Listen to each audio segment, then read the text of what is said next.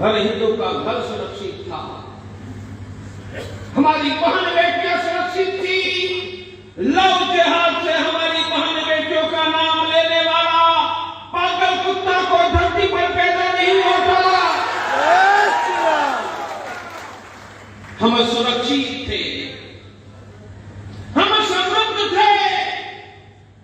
दुनिया की संपत्ति, दुनिया का ऐश्वर्य, दुनिया की गैल यहां पर थी। इसलिए कवियों की भाषा में कहा कि घी दूध की नदियां बहती थी। हम समृद्ध थे। आज वह सुरक्षित भारत, आज अभयपुरी में, बंगाई में हिंदू चिंता कर रहा है, डुबरी में हिंदू चिंता कर रहा है। कब तक हम सुरक्षित रहेंगे? आजादी मिली तब यह सभी जिला हिंदू बहुल जिले थे, जहां मुसलमान का बहुमत था। वह पूर्व पाकिस्तान आज का बांग्लादेश बना, जहां हिंदुओं का बहुमत था। वह भारत आसाम बना। आज वहां डुगरी में 80% मुसलमान, यहां बंगाल में 52% मुसलमान। सृष्टि बनी तब हमारे पुरखों को भगवान ने पैदा करके सुरक्षा का अभय वरदान दिया था। आज उनके बेटा बेटी चिंता कर रहे हैं कि 50 साल के बाद, 30 साल के बाद क्या अभयपुरी में रह पाएंगे? डुगरी में रह पाएंगे? क्या कश्मीर घाटी में 4 लाख हिंदू रह पाया? कश्मीर घाटी में 4 लाख हिंदू रह नहीं पाया। मेरा परिचय दे रहे थे असमिया में, मैं समझ पा रहा। मैं 40 साल पहले का कैंसर का सर्जन हूं। आप में से कुछ बच्चे जन्मे भी मेरे भाई नहीं हुए। मैं हर रोज 5-6 ऑपरेशन करता था। मेरी आज भी बहुत बड़ी हॉस्पिटल है जहां वेंटिलेटर है, आईसीयू है।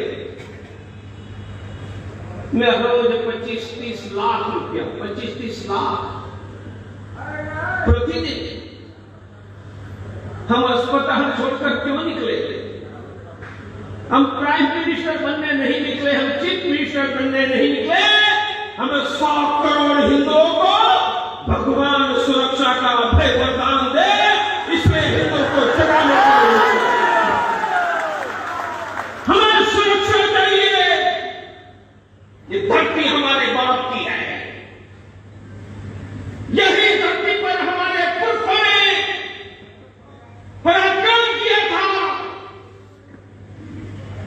एक भी हिंदू को उनके घरों से कोई भगा नहीं पाएगा। एक भी हिंदू को उनके घरों से खाली नहीं कर पाएगा। बस जिंदगी में यही संकल्प लेकर 40 साल की उम्र में मैंने डॉक्टरी छोड़ दी। अकेली डॉक्टर नहीं, मेरी माताओं मैंने घर बार छोड़ दिया। मैं 25 वर्षों से मेरे घर में नहीं गया। जिंदगी में एक ही सपना है कि भगवान ने हमारे पुरखों को पैदा किया और जितनी सुरक्षा दी, इतनी ही सुरक्षा फिर से मेरे प्रत्येक हिंदू परिवार को मिले, प्रत्येक व्यक्ति को मिले। इसलिए हमने संकल्प किया, हाथ उठाओ सब। मैं बुलाऊंगा, ऐसा बोलिए, बोलना है। बोलो अब तो,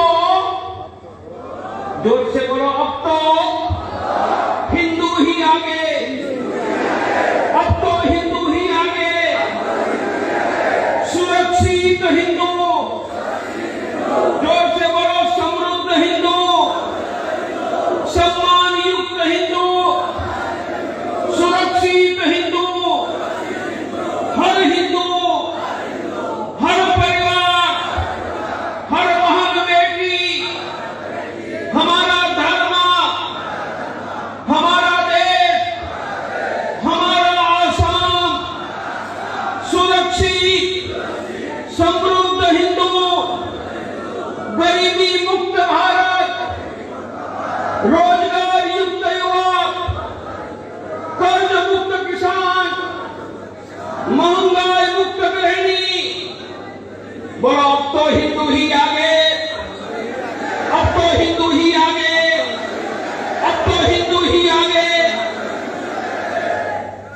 मैंने इतने शब्दों में हम सबका लक्ष्य क्या है, हमें आगे जाना है, हमें रहने के लिए अच्छा घर चाहिए, हमें अच्छा एजुकेशन शिक्षा चाहिए, शिक्षा के बाद हमें रोजगार चाहिए, हमें कर्ज मुक्त किसान चाहिए। मेरे साथ उठाओ, हाथ उठाओ। मैं कहूंगा हमारी मां, आप बोलेंगे 1 करोड़ सरकारी खाली जगह पूरा।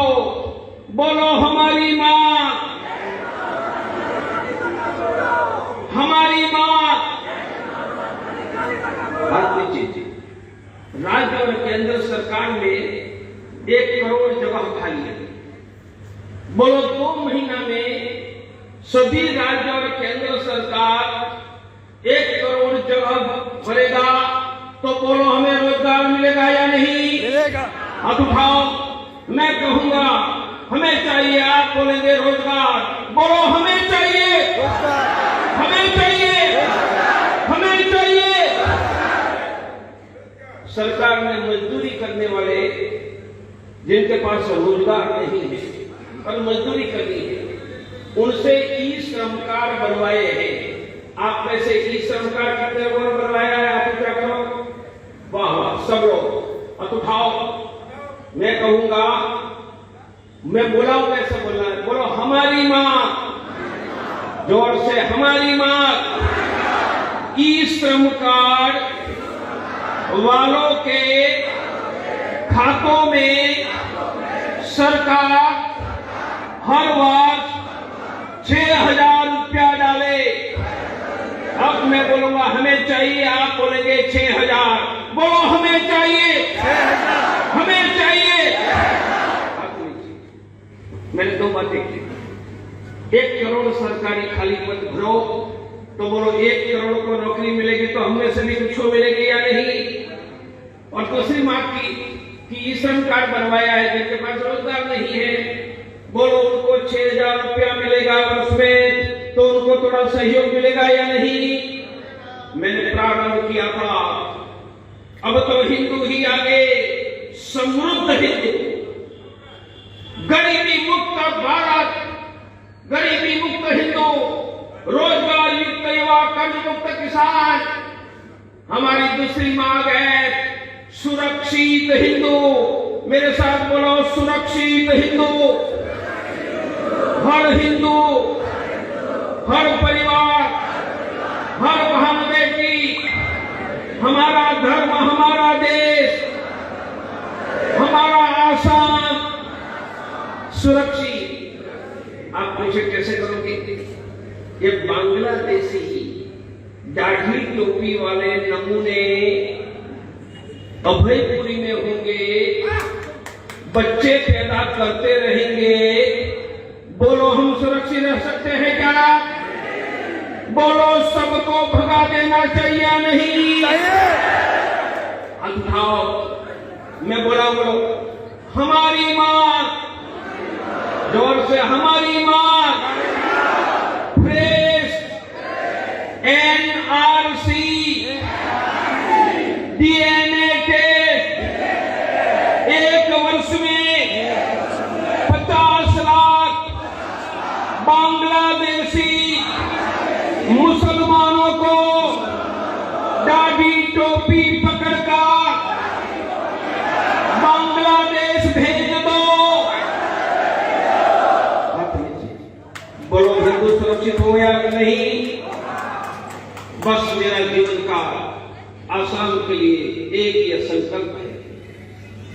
एक बार ये धरती पर हमारे पुरखों ने मुगलों को पांव रखने नहीं दिया था। आज फिर से मुगलों की औलाद वही ढाका से आई है। मुगलों की औलाद ढाका से आने वाले कान खोल कर सुन लो, यह आसाम तुम्हारे बाप का नहीं है।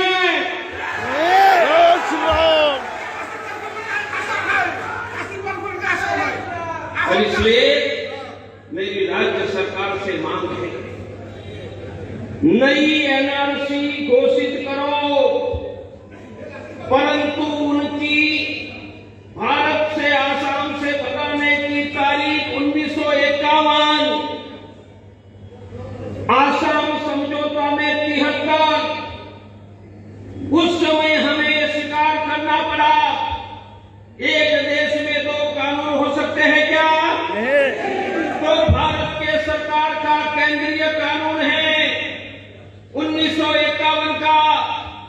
विदेशी कौन जो 51 के बाद पाकिस्तान बांग्लादेश से आया तो 51 से 73 के बीच आया हुआ स्वदेशी बनेगा क्या?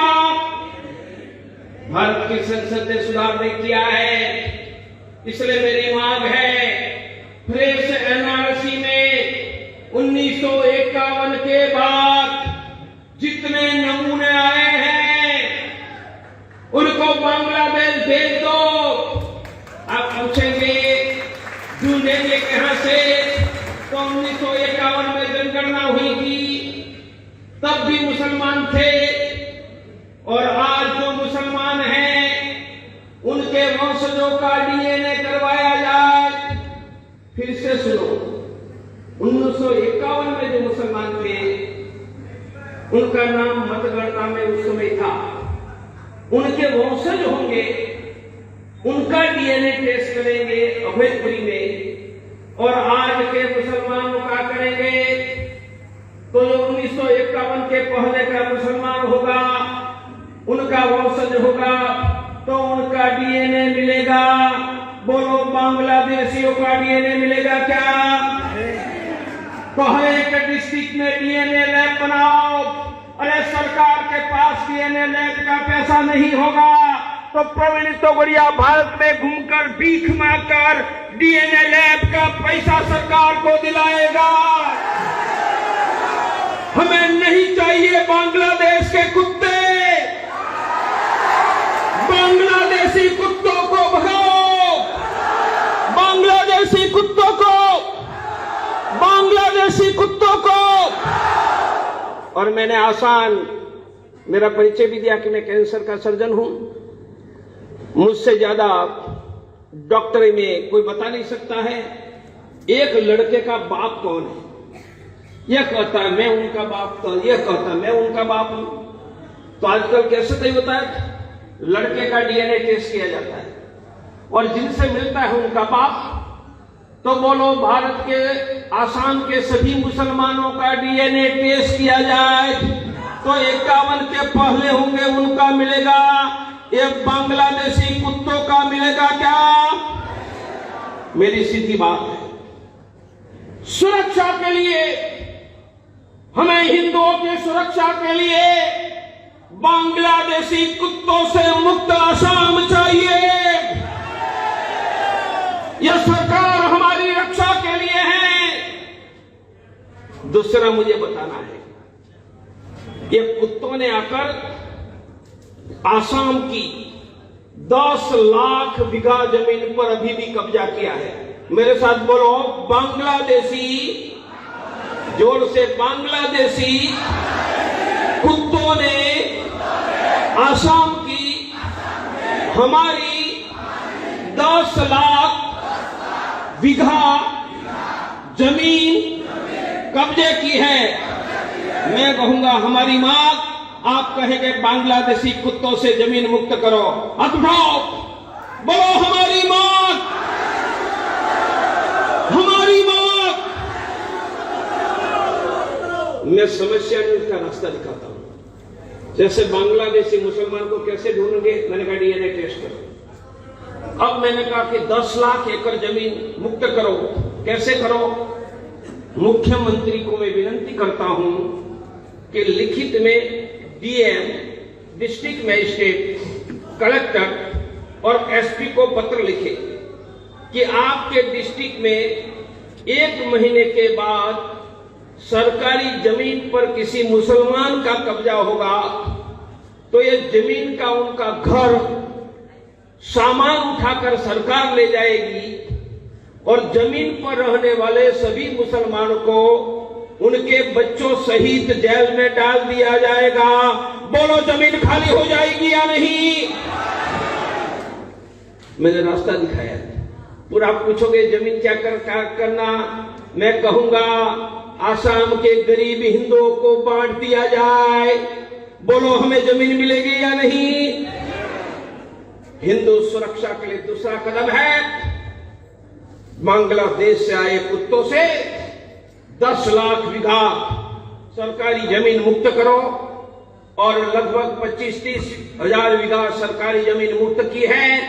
इसलिए मैं आसाम के मुख्यमंत्री को, अंतर्राष्ट्रीय हिंदू परिषद और मेरी ओर से अभिनंदन करता हूं कि 10 लाख बीघा जमीन करो।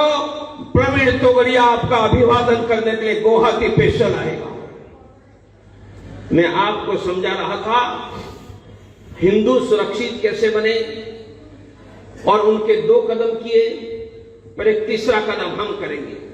बोलो मैं बहुत बड़ा सुरवीर हूं, बहुत बड़ा सुरवीर, और मुझे मारने के लिए 10,000 लोग आएंगे तो मैं लड़ूंगा, झुकूंगा नहीं। पर एक सुरवीर 10,000 के सामने बच सकता है क्या? परंतु मैं यहां आया अभयपुरी में, मारने के लिए 10,000 आए, और मेरी मदद में अभयपुरी के 1 लाख लोग निकले, तो सामने वालों को मिट्टी में मिला देंगे या नहीं? मैं हिंदू सुरक्षा की बात कर रहा हूं। पहला कदम, बांग्लादेशी कुत्तों से आसाम मुक्त करो। दूसरा, बांग्लादेशी कुत्तों से 10 लाख बीघा जमीन खाली करके हिंदुओं को बांट दो। मेरा तीसरा कदम है, भारत के हर गांव में, शहर की गलियों में राष्ट्रीय बजरंग दल खड़ा करो। जब प्रवीण तोगड़िया कहता है सुरक्षित हिंदू, तो अभयपुरी में एक हिंदू का नाम लिया। वो हिंदू अकेला नहीं है। बोलो भारत में हम कितने करोड़ हैं? कितने करोड़ हैं? जोर से बोलो, भारत में कितने करोड़ हैं? जोर से कितने करोड़ हैं? मुझे यह करना है। हम लाखों गांवों तक राष्ट्रीय बजरंग दल खड़ा कर रहे हैं, गलियों में खड़ा कर रहे हैं। एक हिंदू पर किसी ने हाथ डाला, वह अकेला नहीं है। बोलो हम कितने करोड़ हैं? बोलो गुजरात में दिखा दिया था या नहीं? पूरे भारत में हम हिंदुओं की ताकत दिखा देंगे। हम अकेले नहीं हैं। इसलिए राष्ट्रीय बजरंग दल जिले के हर गांव में खड़ा करो, शहर की हर गलियों में खड़ा करो। यह हमारा तीसरा एक्शन प्लान है। मेरे बजरंगी भाइयों, मुझे विश्वास है यह हमारी अस्तित्व की लड़ाई है। हम वीरों के वंशज हैं। हम में से जो कायर थे, नपुंसक थे, वह हमारा घर बछोड़कर डाटी टोपी पहनकर निकल गए हैं। जो वीरों के वंशज है, हम भारत में जिंदा हैं। बस हमारा संकल्प है वीरों को विजेता बनाना। हाथ उठाओ, मैं कहूंगा वीर हिंदू, आप बोलेंगे विजेता हिंदू। बोलो वीर हिंदू, वीर हिंदू। हम बोलो, हम संकल्प करते हैं कि हम वीर हैं। हमारा आत्मा अमर है। हमारा आत्मा मरता नहीं है। इसलिए हम डरते नहीं हैं। हम वीर हैं। राष्ट्रीय बजरंग दल आसाम में 5 लाख, भारत में 2 लाख हिंदू युवाओं को त्रिशूल देकर वीरों को विजेता बनाएगा। बोलो वीर हिंदू, विजेता हिंदू, वीर हिंदू, विजेता हिंदू।